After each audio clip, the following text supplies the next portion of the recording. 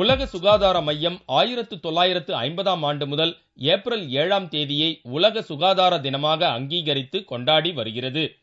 சென்னை சென்ட்ரலில் அமைந்துள்ள அரசு பொது மருத்துவமனையில் உலக சுகாதார தினம் கொண்டாடப்பட்டது. நீர், நிலம், காற்று, நெருப்பு, ஆகாயம் இந்த 5ஐயும் நகரமயமாக்குதலால் மாசுபட்டுள்ளது. இதையெல்லாம் எவ்வாறு போக்குவது, எவ்வாறு பாடுபட வேண்டும் என்பதுதான் இந்த உலக சுகாதார தினத்தின் நோக்கம். இந்த விழாவில் சிறப்பு விருந்தினராக கலந்து கொண்ட தமிழக சுகாதாரத்துறை அமைச்சர் பன்னீர்செல்வம், தமிழக அரசின் காப்பீட்டு திட்டம், 108 இலவச ஆம்புலன்ஸ் சேவை குறித்தும் உடற்பயிற்சியின் அவசியம் குறித்தும் எடுத்துரைத்தார். டாக்டர்கிட்ட போனா இப்ப மருந்து மாத்திரை எழுதாங்க, சொல்ற அட்வைஸ் முதல் அட்வைஸ் எல்லாம் வாக்கிங் பண்ணுங்க, இல்லை எக்ஸசைஸ் பண்ணுங்க.